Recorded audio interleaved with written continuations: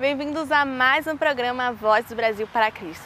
Deus preparou algo especial para o seu coração, então adore Ele e seja muito abençoado.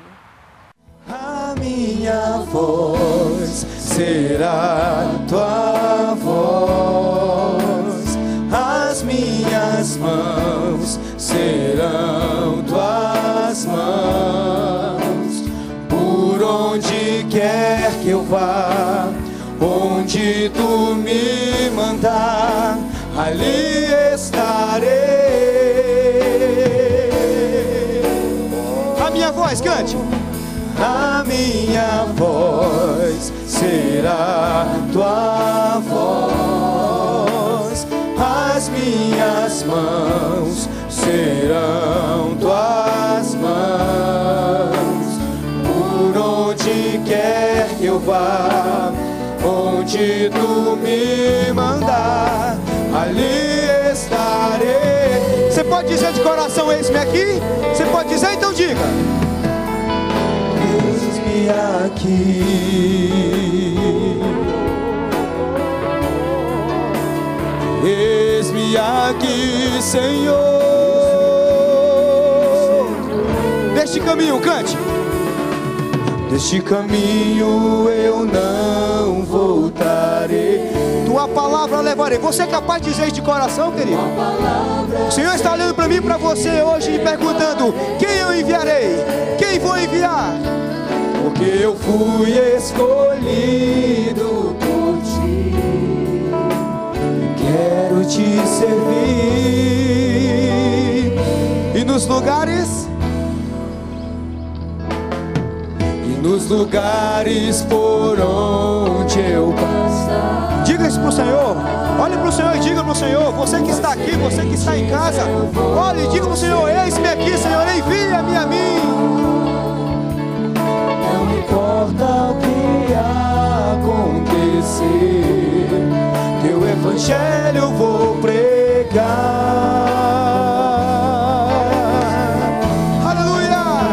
A minha voz será tua voz. Você pode dizer isso para o Senhor esta noite? Minhas mãos serão tuas mãos, por onde quer que eu vá, onde tu me mandar, ali estarei. A minha voz, cante. A minha voz será tua voz, minhas mãos serão tuas mãos, por onde quer que eu vá, onde tu me mandar, ali estarei. Diga de coração: eis-me aqui, eis-me aqui. O Senhor está perguntando: a quem enviarei? Você pode responder: eis-me aqui. E o Senhor pergunta: a quem enviarei? Quem vou enviar? Eis-me aqui, eis-nos aqui, Senhor.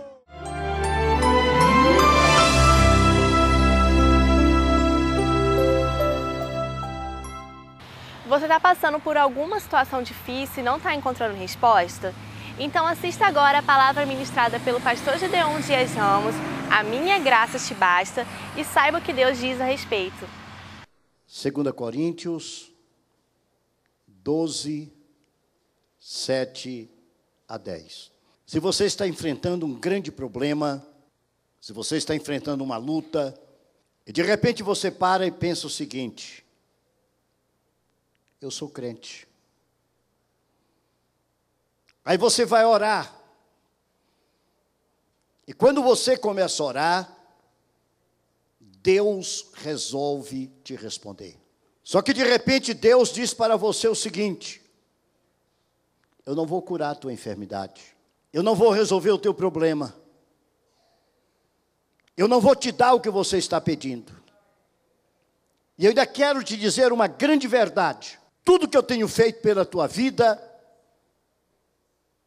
é muito grande. Portanto, a minha graça te basta.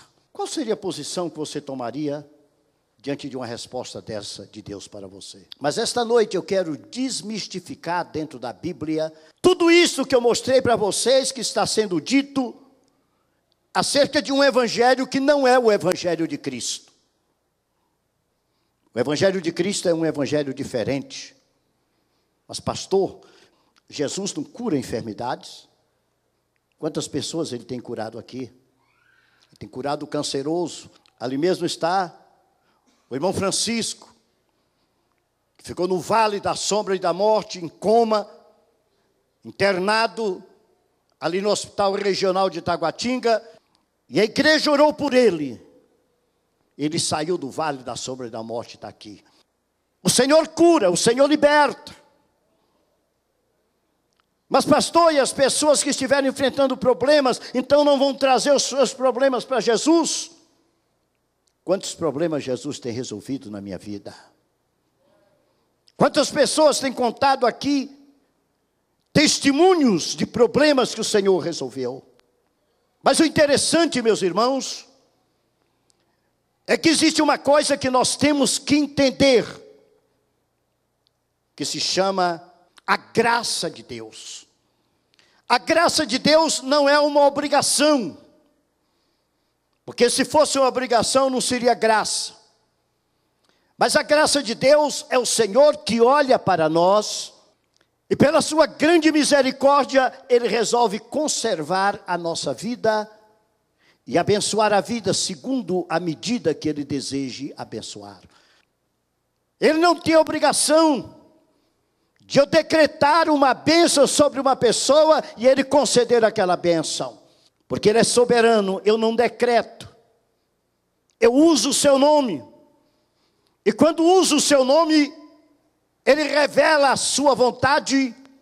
E quando manifesta a sua vontade, Ele supera qualquer coisa. Ele é soberano.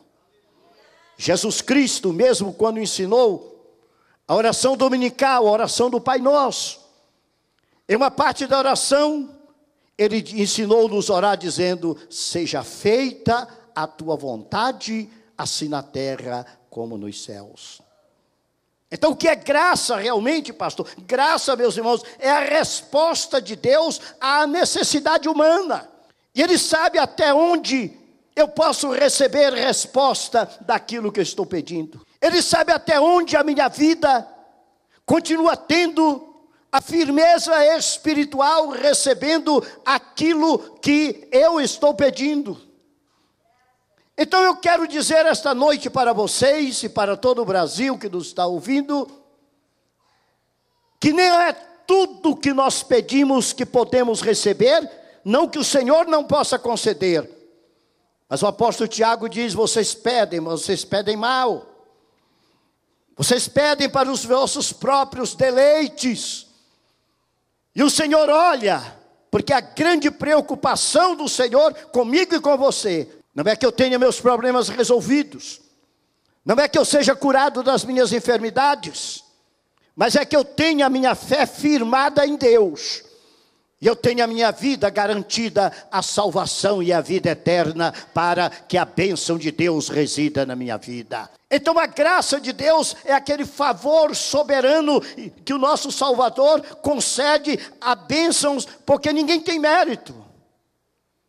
Ninguém tem mérito para chegar diante do Senhor. Mas o Senhor resolve exatamente isto. O salmista, no Salmo 63, versículo 3, ele diz: a tua graça, Senhor, é melhor do que a própria vida.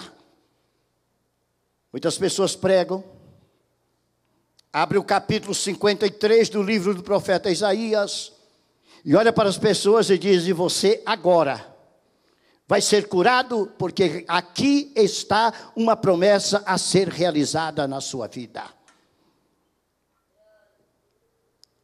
Será que é uma promessa? É a afirmação do momento da salvação. As pessoas se preocupam em pregar ali simplesmente uma cura material.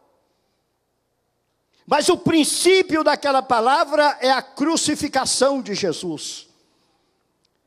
E se o primordial é a crucificação de Jesus, em primeiro plano está tratando exatamente das nossas feridas espirituais. Está tratando da nossa alma. Está tratando do nosso espírito. Está tratando de alguma coisa bem alheia com o desejo humano, mas alguma coisa de uma forma peremptória do desejo divino a ser realizado em toda a terra. Eu quero fazer uma afirmação aqui esta noite, para desmistificar também muita coisa. A graça do Senhor Deus, a graça de Jesus Cristo, ela não nos isenta do sofrimento. Para alguns o sofrimento é maior, para outros é menor. O Senhor retira o sofrimento de alguns, o Senhor conserva o sofrimento de alguns, tanto daqueles que o Senhor retira, como daqueles que o Senhor conserva. É porque o Senhor não está simplesmente vislumbrando o campo material, mas Ele está vislumbrando em primeiro plano a segurança espiritual e a vida eterna. Quando nós abrimos no livro de Hebreus, capítulo 5, versículo 8, a palavra nos mostra claramente que até mesmo o Filho de Deus aprendeu a ter obediência às coisas de Deus através do sofrimento. Jesus não conquistou a vitória sorrindo. Jesus conquistou a vitória sentindo a dor cruciante dos cravos na cruz do Calvário. Jesus conquistou a vitória foi derramando o seu sangue no Calvário. Jesus conquistou a vitória foi morrendo exatamente no nosso lugar e por nós. Foi assim que Ele conquistou a vitória. Quando Jesus, no capítulo 15 do Evangelho de João, versículos 18 e 19, Ele mostra de uma forma muito clara. Ele olha para os seus discípulos e diz: olha, vocês pensam que vocês vão ter boa vida? Vocês vão ser hostilizados neste mundo. Este mundo vai perseguir vocês, porque este mundo odeia vocês. E vocês serão perseguidos porque odeia. Vocês serão perseguidos, está no versículo 19, é porque vocês não são deste mundo. O mundo quer nos expurgar, o mundo quer nos retirar do meio dele. Satanás não quer que nós estejamos aqui na face da terra, porque ele sabe que nós somos luzes para este mundo. Nós somos sal para esta terra. Nós temos recebido do Senhor uma graça especial para modificar os seres humanos. E o diabo não está satisfeito com isso, por isso traz exatamente perseguição. Você sabe por que o mundo odeia o povo de Deus e traz perseguições? Jesus disse: primeiro odiaram a mim, primeiro me perseguiram, primeiro me angustiaram. E se eu sou o lenho verde, se eu sou algo principal, e comigo fizeram isto, quanto mais com vocês, o que é que vai acontecer? Jesus diz lá no capítulo 15, versículo 21 do Evangelho de João: sabe por que o mundo me aborrece? E sabe por que o mundo aborrece vocês? Sabe por que o mundo me persegue e persegue vocês? É porque o mundo não conhece exatamente a Deus. Pastor, o senhor está sendo masoquista? Não. Eu não gosto de sofrer. Eu tenho momentos de sofrimento, mas eu não gosto de sofrer. Eu tenho momentos de doença, mas eu não gosto de enfermar.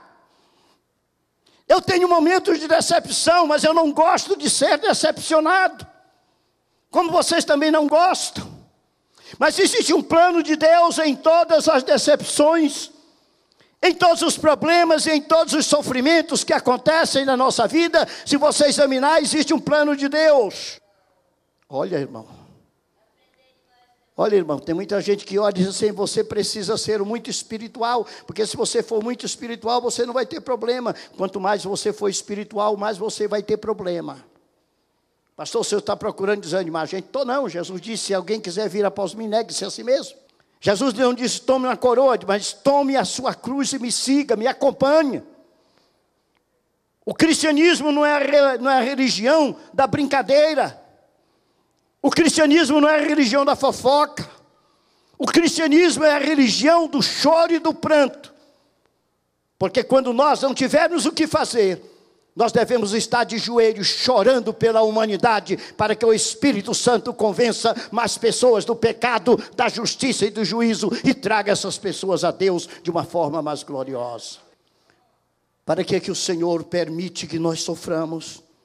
Porque o sofrimento está lá em 2 Coríntios, capítulo 1 e versículo 4, que o Senhor nos leva ao sofrimento, para que nós possamos, passando pelas lutas, passando pelas tribulações, passando pelos sofrimentos, nós possamos também entender o sofrimento dos nossos irmãos.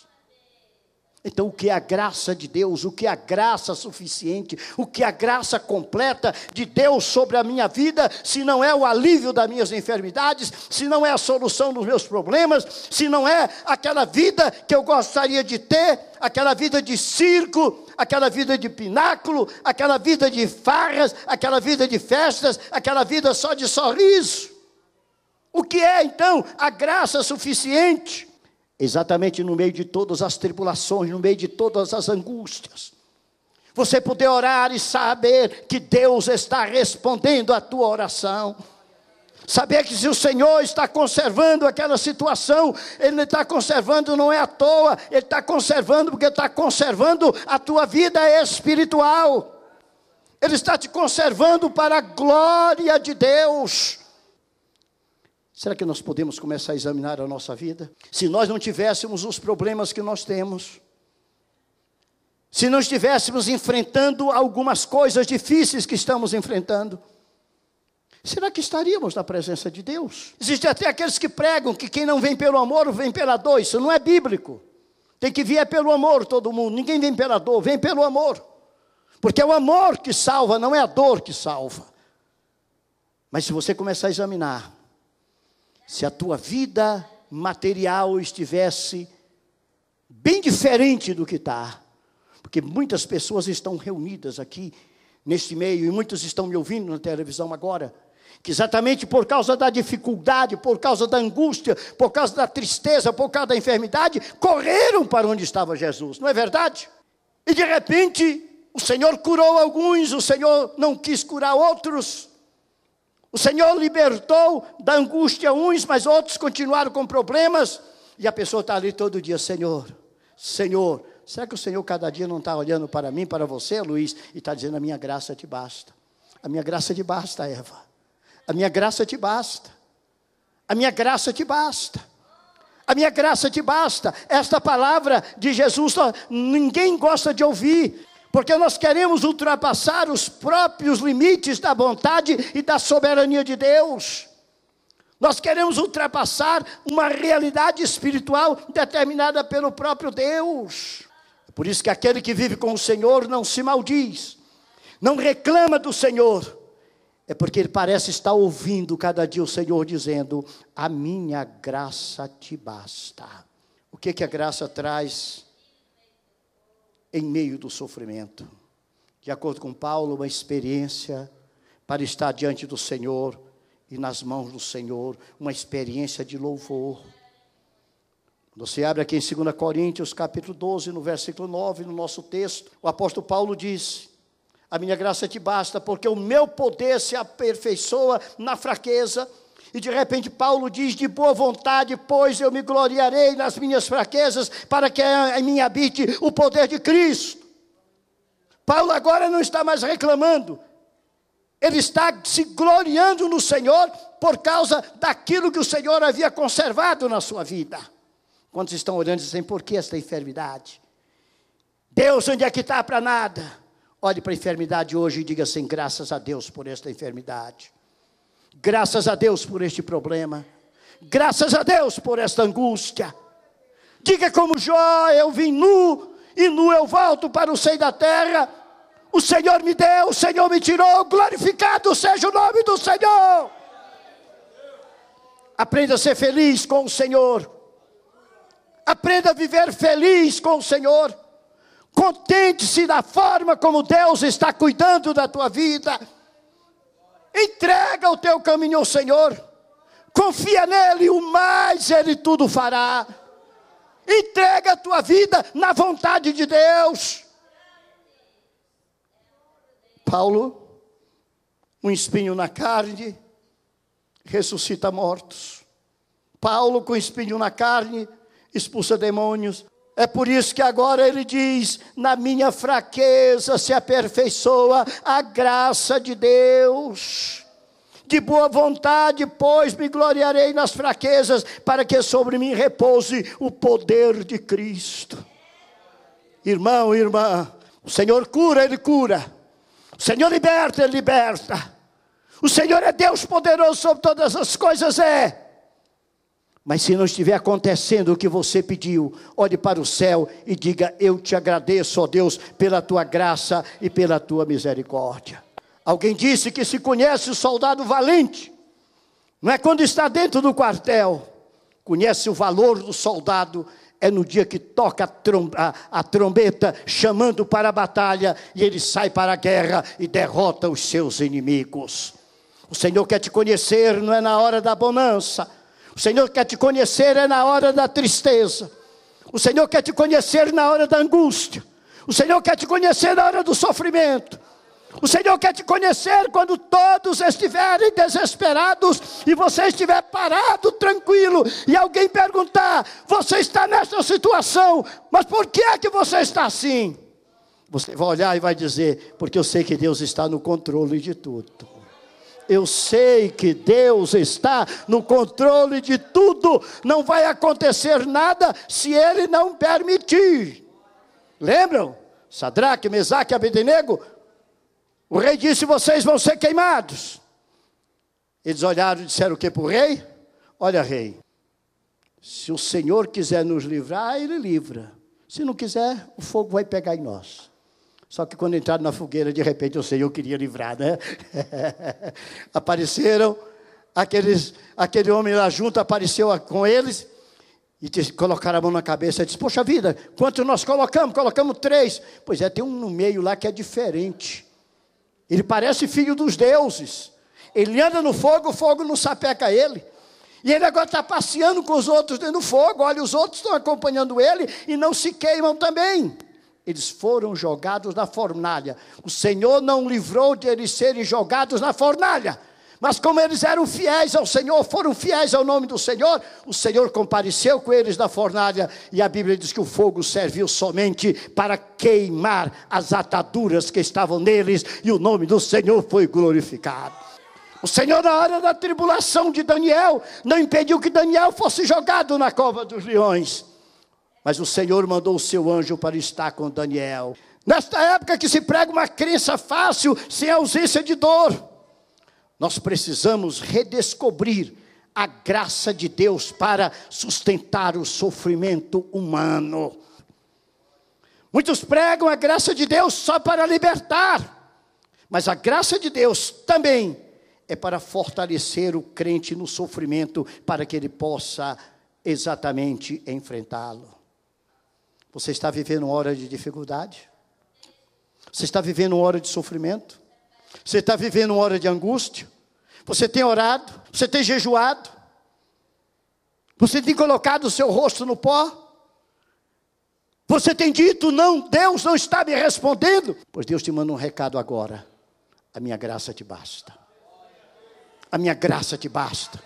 Receba esta palavra do Senhor no seu coração. A graça é salvadora, a graça é redentora, mas a graça também dá força para, na hora do sofrimento, nós continuarmos adorando e louvando o nome do Senhor.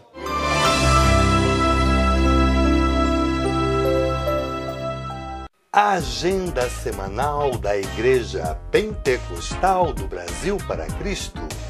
Hoje, sábado, culto de libertação a partir das 20 horas.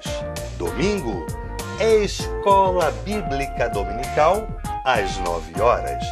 E à noite, culto de louvor e adoração às 19h30 horas. E na segunda-feira, culto da família às 20 horas.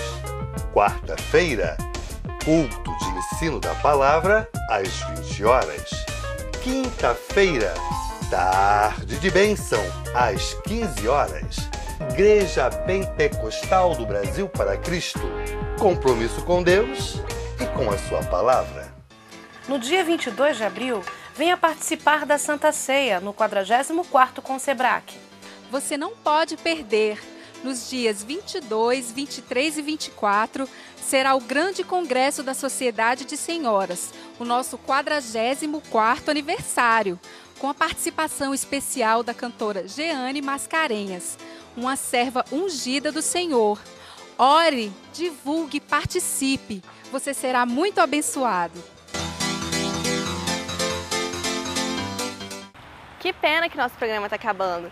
Não se esqueça, no dia 22, 23 e 24, sexta, sábado e domingo próximo, você é o nosso convidado especial para participar do 44º Concebrac.